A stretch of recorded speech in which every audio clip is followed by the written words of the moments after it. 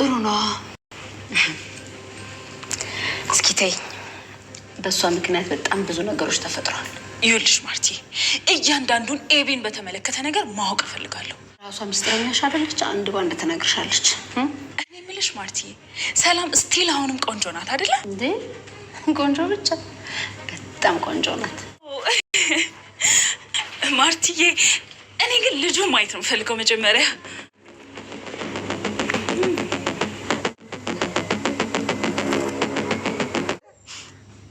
እኮ እኔ ሳልሄድ አንተ ልትሄድ ቀድመኸኝ። እስኪ ልናይ አይደል? እንደው አንተን ሴትዮ ከወሰደች ከምላሴ ጸጉር ይነቀል። እሺ ለዛም ውስጥ ትወስድኛል አንተን ልሙት። እስኪ ልናይ አይደል? ያሊ እንኳን በአካል በስልክ ራሳቸው ከዛ በኋላ ቲያትር ልታይ። አባዬ አሪፍ ቲያትር አለ እና ደግሞ 10 ሰዓት ነው የሚጀምረው። ካንተ ጋር ሄጄ ማየት እፈልጋለሁ አባዬ። እሺ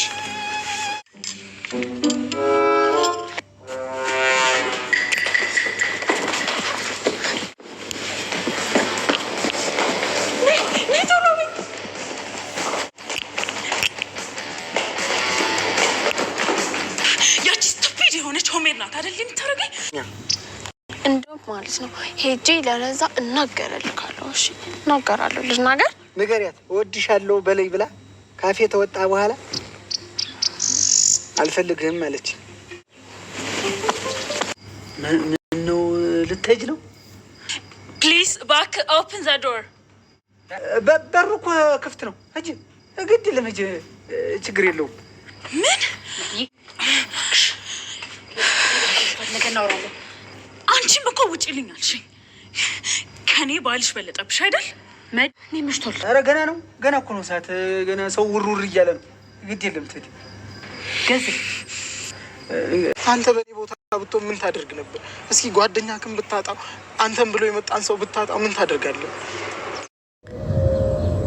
ሰላምዬ ዛሬ እንግዲህ በሚገርም ሁኔታ በጣም ትልቅ ቻሌንጅ ገጥሟታል። እንግዲህ ለብዙ ጊዜ ብዙ ችግሮቿ መከራዎቿን ችላ እዚህ በደረሰች ቢሆንም ግን አሁንም ደግሞ አንዳንድ ቻሌንጆች እየገጠሟት ነው የሚገኙት። እንደሚታወቀው እንግዲህ ካሁን ቀደም ብዙ ነገሮች ደርሰውባታል ማለት ልጇ ጠፍታ እስካሁን ስቲል ልጇን ያው ዳጣ እንደሆነች ብታቅም ልጅየዋ ግን እናቷም ሰላም እንደሆነች እስካሁን ድረስ አታቅም።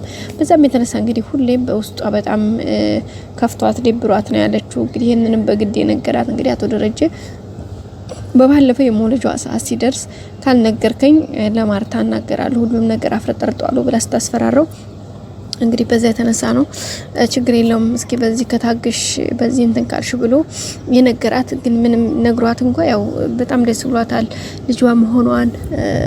በቃ በየሰዓቱ አሁን ላይ ሆስፒታልም እንግዲህ በወለደችበት ታይም ላይ ካጠገቧ ዳጣ እንድትለይ አልፈለገችም ነበረ። ደረጀ ደግሞ በቃ ካገጠቧ እንድትሄድ ይፈልጋል። ምክንያቱም በሆነ ታይም ላይ በቃ ስሜታዊ ሆና ነገርዮሹ እንዳይደፈርስና ወይዘሮ ማርታ ሌላ ችግር እንዳይመጣ ብሎ በማሰብ ነው እንግዲህ ያን ነገር ሲያደርግ የነበረው። ግን ብዙ ነገሮችን ሞክሮ ብዙ ነገሮችን አድርጓል። ያው ሰላም እንደገና መጀመሪያ ነግራታለሁ ብላ ነበረ። ግን በኋላ ላይ ደረጀ ባክሽ በቃ ልታሳብጂ ነው ወይ? እንዴት ይሄ ነገር ይሆናል? ለምን እንዴት እያለ በጣም በከባድ ስለተረመላ ስለተማጸናት እሷም እንግዲህ ያው ነገሩን ኦኬ ብላ ተወት አድርገዋለች። በዛም እንግዲህ ወልዳ ይሄው እንግዲህ ክርስትና ስነስታ ልጇን አሁን አጠንክራለች ኦሬዲ። እንግዲህ አሁን ላይ ደግሞ ወደ ቤት መመለስ ትፈልጋለች።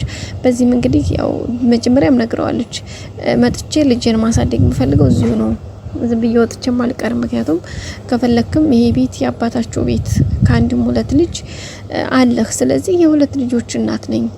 በዛ ላይ ደግሞ ሁለት ልጆች ያንተ ናቸው። ስለዚህ የሚያድግ ያለባቸው ከአባታቸው ቤት ከአባታቸው ጋር ነው። እኔ ደግሞ ማንም የሌለኝ አንድ ልጅ ነኝ። ስለዚህ እኔ ምን ላደርግ እችላለሁኝ በማለት ነው እንግዲህ የመለሰችለት።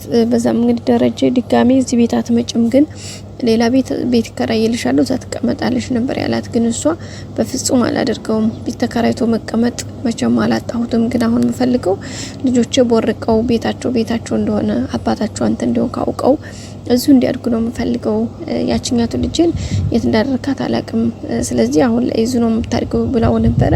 በኋላም እንግዲህ ዳጣ እንደሆነ ሲያቅ በቃ ዳጣ ከኔ ጋር ትሁን ስትለው እንግዲህ ደረጀ ዳጣ ካጠገቡ እንድትሄድ አልፈለገም። በፍጹም አይሆንም ብሎ ነው የከለከላት። እንግዲህ ያንን ሲከለከላት ደግሞ እሷ በጣም ተናደደችው።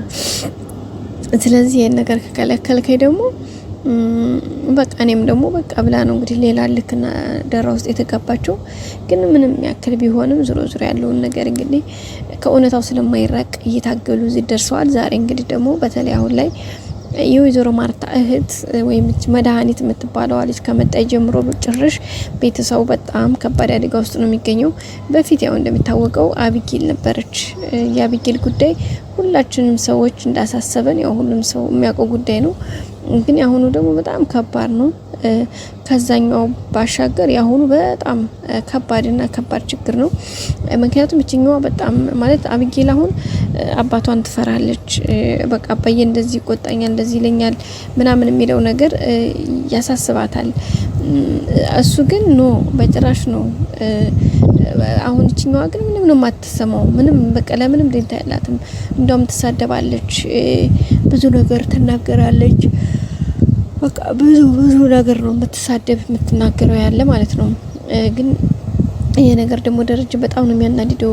በዛ ላይ ደግሞ ልጆቹን ትሳደባለች አልፋ ውሃን አሁን አንቺ ጅል እቺ ልጅ አውጥታችሁ ጣሏት፣ በቃ ማገገሚያ ወሰዷት፣ እቺ ልጅ ብላችሁ ያሳደጋችሁ ምናምን በቃ ሌላ ነገርም እንግዲህ አልፋ ትናገራለችና ያንን ስትናገር እንግዲህ እኔ በቃ ድጋሚ ልጅ እንዳትናገር ልጆች እንዳትገረፈትሪ ብሎ ነበር አስጠንቅቋት የነበረው። ግን ምንም ቢያስጠነቅቃት እንኳን ያን ነገር አለመናገር አልቻለችም። ባለፈውም እንዳያችሁት እንግዲህ ዳጣን ጎዳና ሂጂ ምናምን ብላ አልፋ ተናግራት ነበር። በዛም ከፍቷት እንግዲህ የነበረውን ነገር ታውቃላችሁ። ያን ሁሉ ካለፈ በኋላ እንግዲህ አሁን ላይ የሆነው ነገር ምንድነው? ዳጣን ለምን ተናገርሽ ብሎ ሲናገር ልጅን ተናገርኩብህ ከየትም እየሰበሰብክ እያመጣ ምናምን ብላ እንግዲህ ደረጀም በቃ በጣም ከባድ እንትን ላይ ደርሶ ነበረ። ከዛም እንግዲህ ማርታም ተው ብትለው በጭራሽ ትወጣልኛል በቃ እንደውም እሄዳለሁ ምናምን ብላ እሷም እንግዲህ ሻንጣዋን አንጠልጥላ ስትወጣ ያው ማርታ ናት ሄዳ እንደገና ለምና በቃ አባብላ ምናምን የመለሰቻት ማለት ነው። እሷ ሄዳለሁ ብላ ነበረ። ያው ማርታ እንግዲህ ባልሽን ከኔ ያስበልጠሽ ምናምን አለች። እንዴ ባሏን ማታዲያ እንዴት ከሱታ እንጂ ታስበልጣለች ማለት አንዳንድ ሰዎች የሆነ ነገሩ የሚምታታባቸው አሉ። መቤቴን ማለት ስሬት ማለት ነው። ባልሽን አስበልጥ ከባልሽና ከኔ ምረጭ ምናምን የሚሉ ሰዎች አሉ። እንዴ እሷ የኔ እህቴ በቃ ቦታዋ ልዩ ነው። በቃ ሌላ ቦታ አላት።